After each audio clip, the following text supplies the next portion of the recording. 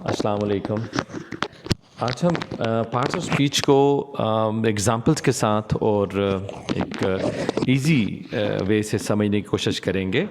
तो याद रखेंगे पार्ट्स ऑफ स्पीच में जो है वो 8 या 9 जो है वो पार्ट्स ऑफ स्पीच हैं और इनको आज हम डिस्कस करेंगे कि ये 8 या 9 पार्ट्स ऑफ स्पीच जो हैं वो कौन से हैं, क्योंकि 9th पार्ट ऑफ स्पीच जो है कुछ बुक्स में उन्हें पार्ट्स ऑफ स्पीच कंसिडर करते हैं, इंक्लूड करते हैं, कुछ नहीं करते। तो चलते हैं, सबसे पहले आप जहन में रखें कि दुनिया के अंदर किसी भी चीज़ के नाम को यानी name of anything in the world that is called noun.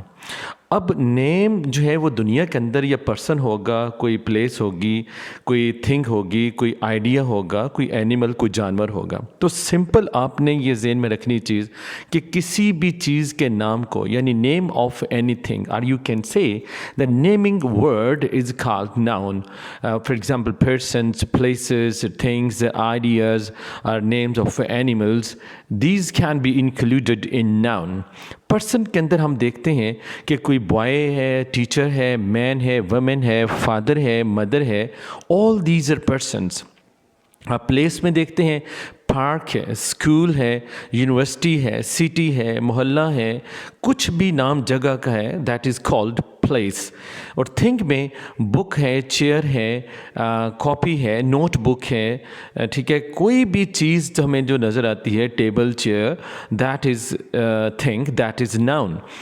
अब एनिमल में डॉग है, कैट है, हॉर्स है, मेयर है, बिच है, मंकी है, डंकी है, जो भी एनिमल्स, ठीक है। सिमिलरली आइडियाज़ में हैप्पीनेस है, फ्रीडम है, यानी जो खुशी है, जो आज़ादी है, एक आइडिया दिया जाता है, तो ये जो है वो सारे नाउन हैं। So simple is that name of anything, any person, any place or anything or any idea, name of any animal, name of any bird, name of anything, that is called noun. तो the teacher is reading a book in the park.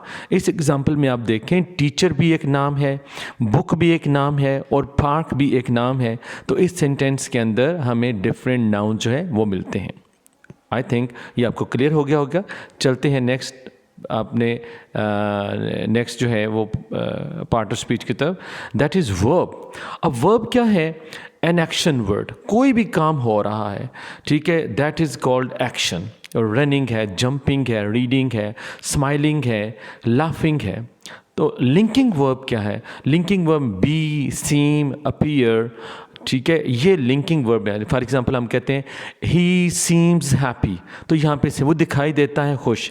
He seems good, he seems sad, ठीक है, ही appears, ठीक है, जो भी हम subject के साथ आगे अपीयर, सीम, इज, एम वो लगाएंगे वो इसमें लिंकिंग वर्ब आ जाएगा।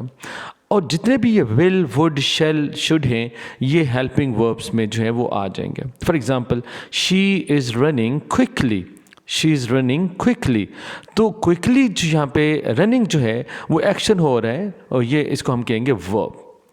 नेक्स्ट इज एडजेक्टिव और एडजेक्टिव और एडजेक्टिव, 3 नाम से इसे आप प्रोनाउंस कर सकते हैं। एडजेक्टिव क्या है? इसमें सिर्फ यानी ऐसा word which tells us about quality of any person, place और thing, that is called describing words, जो किसी चीज़ के बारे में डिस्क्राइब कर रहे हो, किसी चीज़ के बारे में बता रहे हो, ठीक है। फॉर एग्जांपल क्वांटिटी में हम कहते हैं 3, 5, there are 3 boys in the class, तो 3 यहाँ पे जो है वो क्वांटिटी है। और क्वालिटेटिव क्या होगा?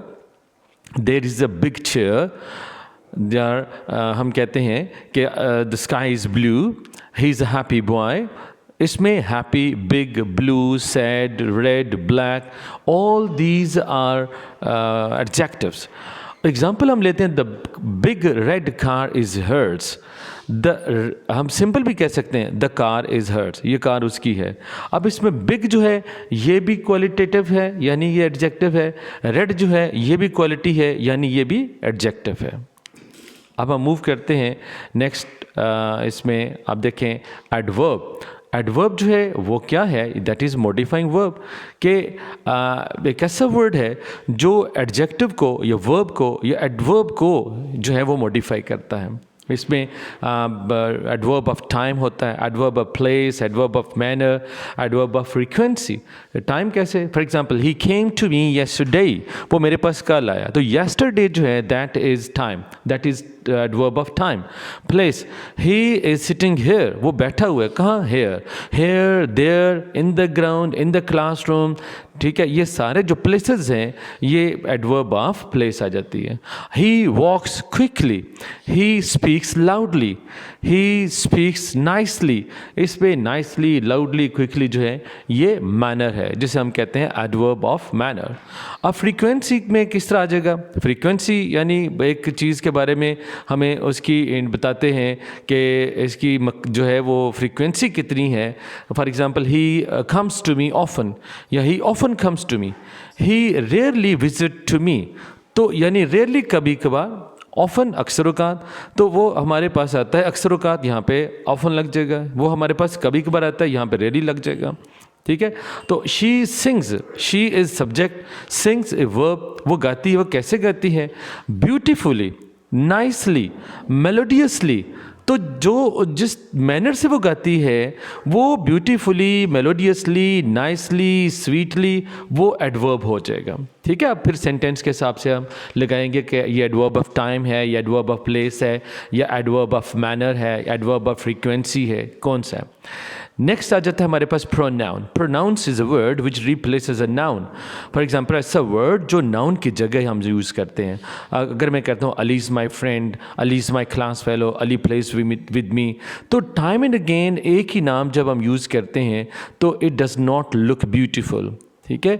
तो ये एक जो है वो एक सेंटेंस में, एक पैराग्राफ में ब्यूटी डालने के लिए, यानी पनिंग ऑफ वर्ड्स या रेपिटिशन ऑफ जो नाउन्स है, रेपिटिशन ऑफ वर्ड्स जो है, इससे जो है वो थोड़ा सा डेविएट करते हैं, और हम उस नाउन की जगह पे अकॉर्डिंगली हम या फर्स्ट पर्सन जो है वो हम यूज़ करते हैं, या सेकंड पर्सन या थर्ड पर्सन यूज़ करेंगे, ठीक है, या पोजेसिव जो प्रोनाउन यूज़ करेंगे, रिफ्लेक्सिव करेंगे, या एम्फेटिक करेंगे, या डेमोन्स्ट्रेटिव हम करेंगे। तो हम उसकी जगह जो वर्ड यूज़ करते हैं वो होता है pronoun. Pro means at the place, और नाउन नाउन, नाउन की जगह पे। अब प्रोनाउंस कौन से हैं, पर्सनल प्रोनाउन कौन सा है, आई। आई जो है, अगर हम आई एक की बात हम अपनी करते हैं तो आई जो फर्स्ट पर्सन जो है वो सिंगुलर है, और वी जो है वो फर्स्ट पर्सन प्लूरल है, यू सेकंड पर्सन सिंगुलर भी है और यू सेकंड पर्सन प्लूरल है, ही शी इट जो है ये थर्ड पर्सन सिंगुलर है, और दे जो है वो थर्ड पर्सन प्लूरल हो गया। तो पर्सनल में आई, यू, ही, शी, और पोजेसिव जो है वो चेंज हो जाएगा, इसमें आई का जो है वो माइन, योर्स, हिज, और रिफ्लेक्सिव जो my self, your self, her self, them self, ठीक है, ये हो जाएंगे रिफ्लेक्सिव। डेमोन्स्ट्रेटिव क्या होता है, इशारा करना, this is my chair, that is your chair, these are my chairs, those are your chair, this, that, these, those, ये डेमोन्स्ट्रेटिव है।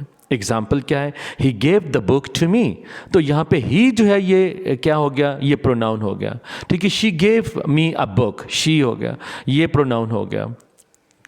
अब नेक्स्ट नंबर 6 पे चलते हैं।